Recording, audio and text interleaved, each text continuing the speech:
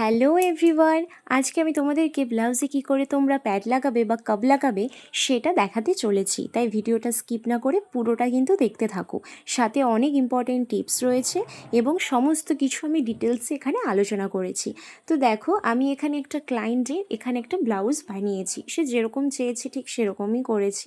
তো দেখো, একটা কাপ দেওয়া ব্লাউজ বানানোর জন্য তোমাদেরকে কিন্তু সঠিক মাপের কাপ নিতে হবে, ঠিক আছে? তো আমি এখানে কিন্তু 32 সাইজের কাপ নিয়েছি, ঠিক আছে?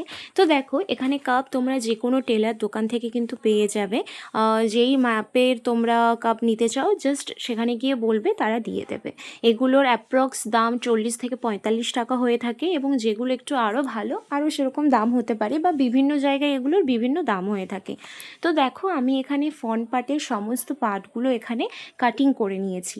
এখানে তোমাদেরকে একটা জিনিস মাথায় রাখতে হবে, সামনের পার্টটা তোমরা যে অস্ত্রটা ইউজ করবে সেখানে কিন্তু অস্ত্রটা মানে বেশি করে তোমাকে কাটতে হবে। এখানে মানে 4টে অস্ত্র কাটা হবে সামনের পার্টে, ঠিক আছে? দুটো দুটো করে। তো দেখো, আমি এখানে কি করছি, সবার আগে অস্ত্রের সাথে আমার যে মেন কাপড় সেটা এখানে দেখো স্টিচ করে নিচ্ছি। এটা তোমাদেরকে আগে করে নিতে হবে। তো একটা পার্টের সাথে আর একটা পার্ট কিন্তু আমি এখানে খুব ভালো করে স্টিচ করে নিচ্ছি। তো এখানে দেখো, সামনের পার্টের যে একটা অংশ রয়েছে যেখানে গলাটা আমি এখানে ডিজাইন করেছি, তোমরা কিন্তু গলাটা এখানে যেখানে ডিজাইন করেছো ওটা কাটিং করার কোনো প্রয়োজন নেই। কেন প্রয়োজন নেই সেটা আমি পরে গিয়ে তোমাদেরকে শেয়ার করব।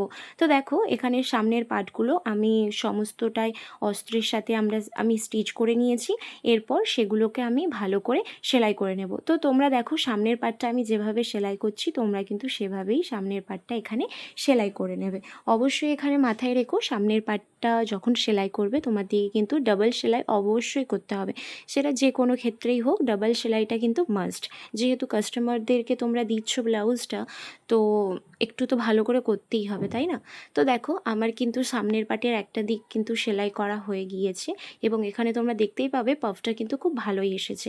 এরপর আর একটা দিকও দেখো আমি স্টিচ করে নিয়েছি।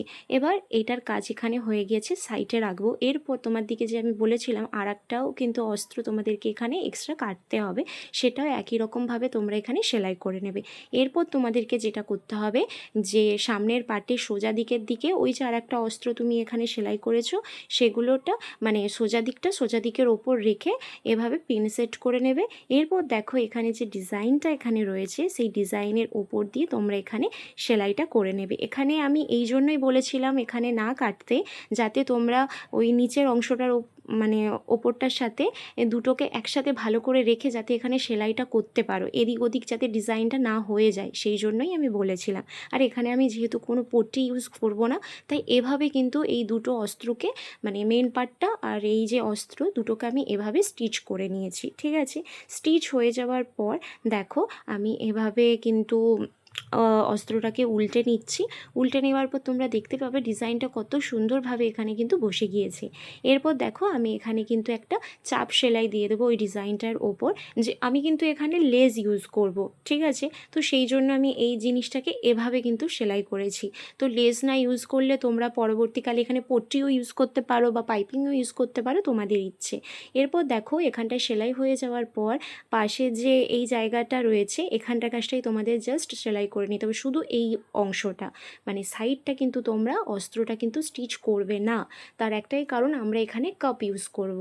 তো কাপ ইউজ করার এটা খুব ভালো একটা টেকনিক। তো যাই হোক, দেখো এরপর আমি এখানে পয়েন্টে দাগ দেবো, ঠিক আছে? এই পয়েন্ট হচ্ছে আমি এখানে 9.5 নিয়েছি পয়েন্ট, ঠিক আছে? যেহেতু রয়েছে, তো দেখো এখানে পয়েন্টে আমি দাগ দিয়ে দিয়েছি।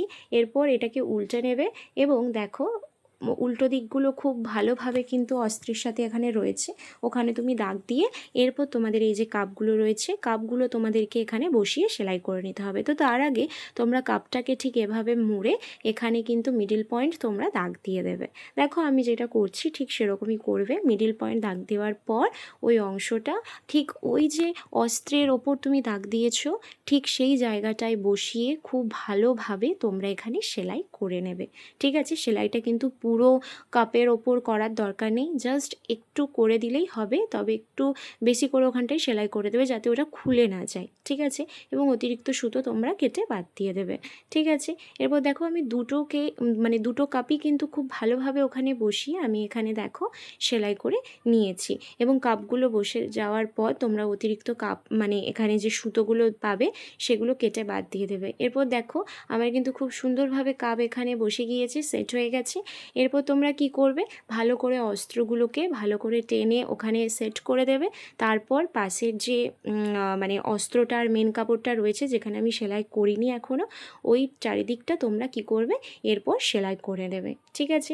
সেলাই হয়ে যাওয়ার পর এরপর তোমরা এখানে যদি লেস বসাও লেস বসাতে পারো, বা যেটা তোমরা করতে ইচ্ছুক বা এরকম রেখে দিলেও কোনো সমস্যা নেই। এভাবেই কিন্তু কাপ খুব সহজে তোমরা কিন্তু লাগাতে পারবে। তো এই নিয়মটা যদি তোমাদের ভালো লেগে থাকে অবশ্যই কমেন্টে কিন্তু আমাকে জানিও। তবে হ্যাঁ, এখানে তোমাদেরকে একটা কথা বলে রাখি যে কাপ দেওয়া ব্লাউজের ক্ষেত্রে তোমরা কত টাকা নেবে, ঠিক আছে, ডিমান্ড করবে ক্লায়েন্টদের থেকে।